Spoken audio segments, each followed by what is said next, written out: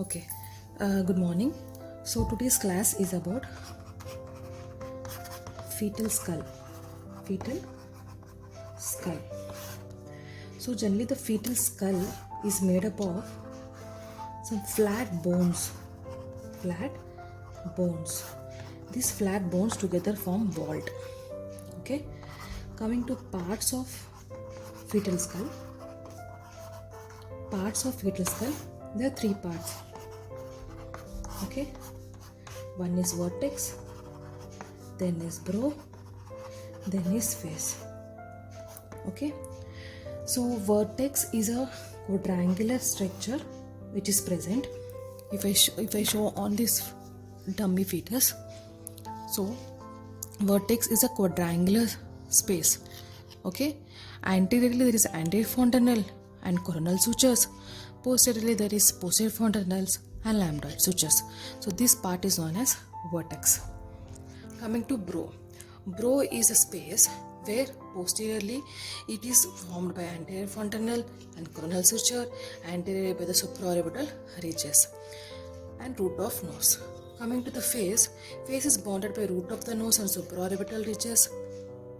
You can see, right? Yeah. Face is formed by root of the nose and supraorbital ridges and angle between the neck and the chin. Okay, this part is known as face. So again I'll repeat. So vertex is a quadrangular structure which is present and bounded by anteriorly by anterior fontanelle and coronal sutures, posteriorly by the lambdoid sutures and posterior fontanelle. And coming to brow is the area which is bounded by anterior fontanelle coronal sutures and supraorbital ridges and root of nose. Coming to face is bounded by supraorbital ridges, root of nose to the angle of the neck and chin. Okay, these are parts of the fetal skull. Now let's learn about sutures. Sutures are actually non-ossified membranes. Okay, sutures, even fontanelles are also the same. So mainly the sutures are of three types. First is sagittal suture, then you have coronal suture, then you have lambdoid suture, and fourth one is frontal suture. Okay, so first is sagittal suture. If you see here, so this part sutures which are connecting the posterior fontanelle and the anterior fontanelle is known as sagittal suture, which is a longitudinal suture. Okay, coming to frontal suture is present between two frontal bones. This is known as frontal suture. Next is coronal suture. Coronal suture is present which extends from the anterior fontanelles like this. Okay, it is present between the parietal bone and frontal bone on one side. Here also parietal bone and frontal bone on the other side. Next is lambdoid suture, which extends from the posterior fontanelle or lambda. It extends laterally. It separates occiput from the parietal bones. These are four sutures. Next, coming to fontanelles. Okay, first fontanelle. There are 6 number of fontanelles, but important fontanelles are two. Like anterior fontanelle and posterior fontanelle. Anterior fontanelle is diamond-shaped structure. Okay, this anterior fontanelle is about 3 centimeter longitudinally and vertically. Okay, this anterior fontanelle has many importance. I will just discuss now. So anterior fontanelle importance is it has 6 uses. First thing is, as the fontanelle is a empty space, it helps in accommodating the growing brain. Okay, so generally anterior fontanelle ossifies by 18 months.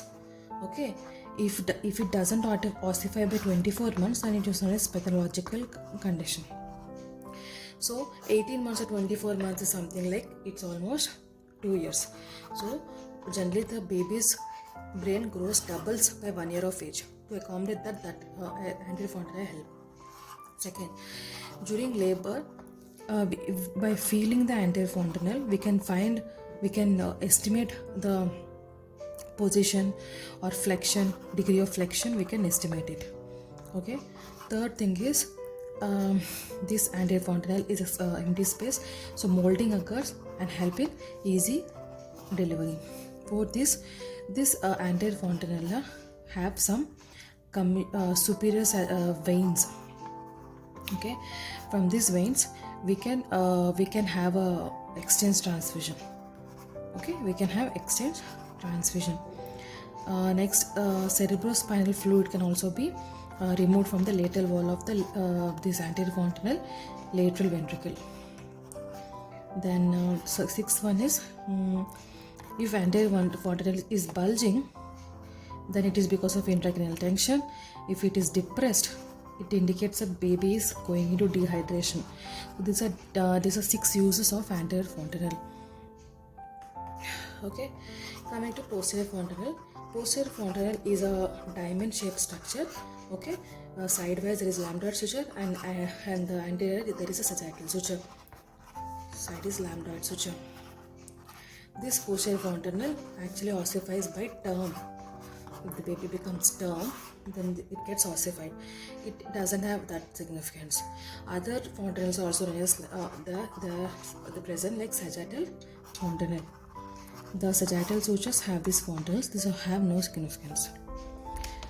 So, if the examiner asks you, tell me the next is if the examiner asks about diameters of the fetal skull, tell about the diameters of the fetal skull.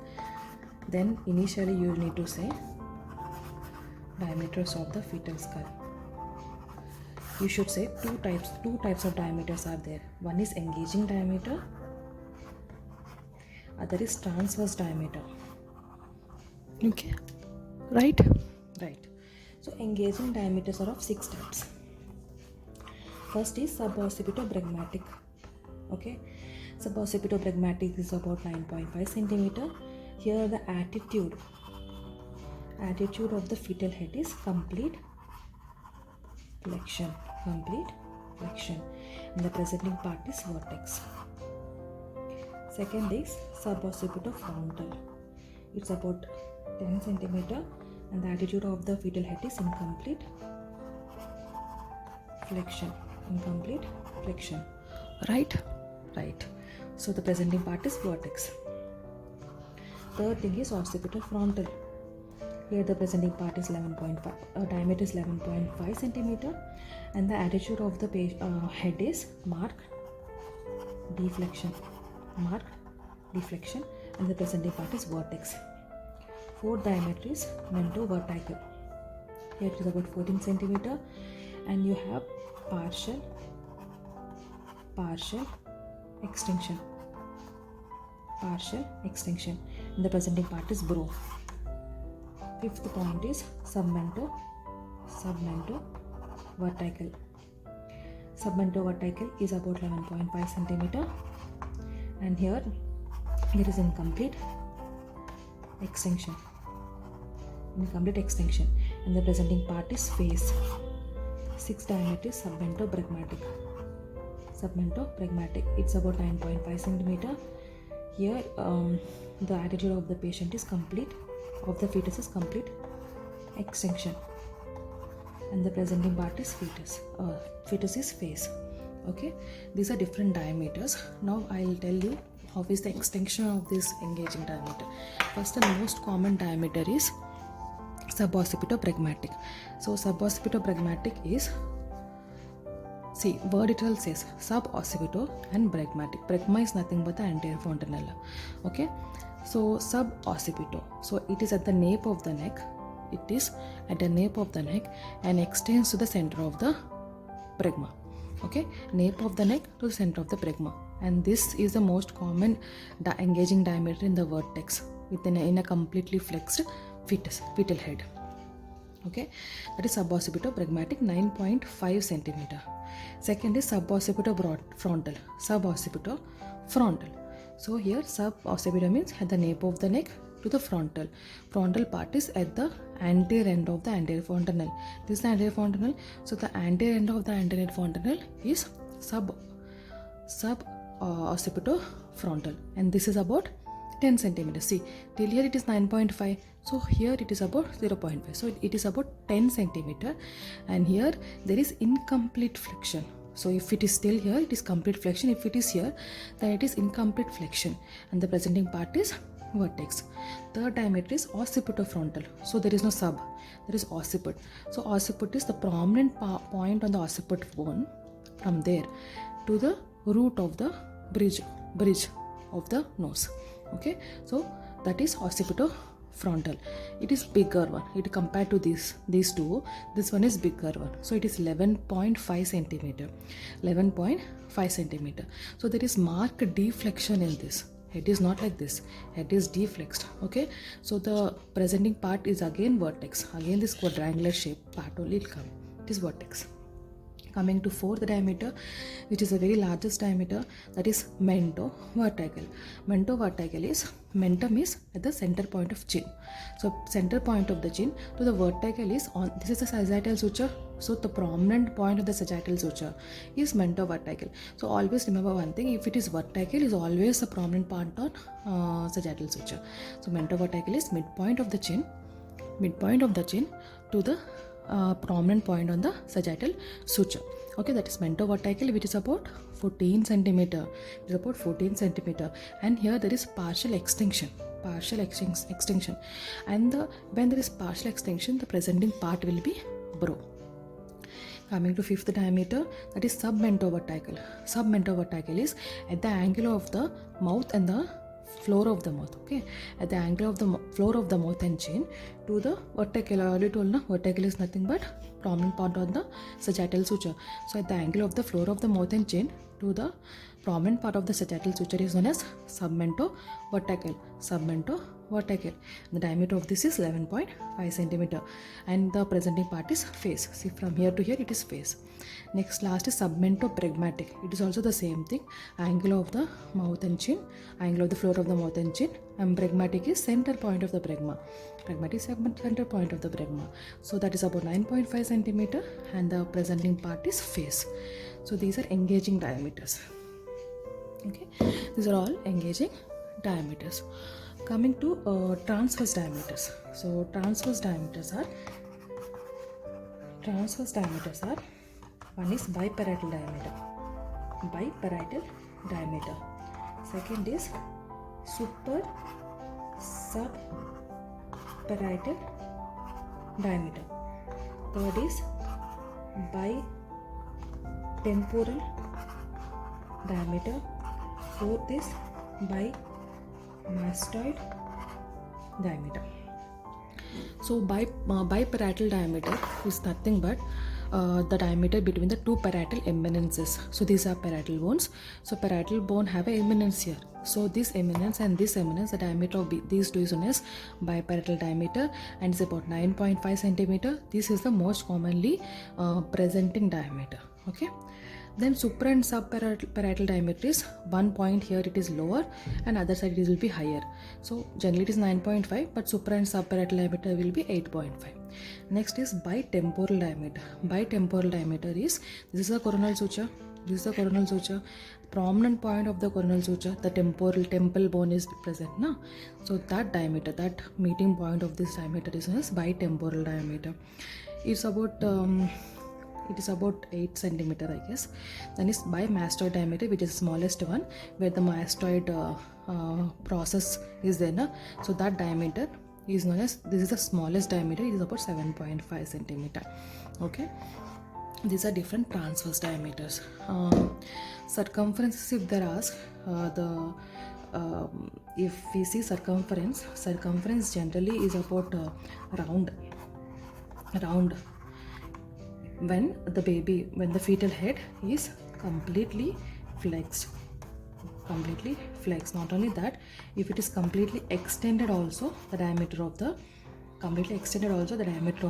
fetal head will be round. Okay, now I'll tell about some points on molding. Okay, molding is something like, if for example, if I draw this as a fetal skull with frontal suture, with anterior fontanelle, with coronal suture, with sagittal suture, with posterior fontanelle and lambdoid suture. Okay, So when the fetal head touches the brim or anything, these parietal bones or frontal bones overlap on one another. They overlap like this. Okay, this is known as molding. Molding generally occurs during labor, and it was said that at least 4 molding occurs when the baby touches the pelvic floor and try to comes out the fetal maternal pelvis. Okay, the grades of molding: grade 1 and grade 2 and grade 3.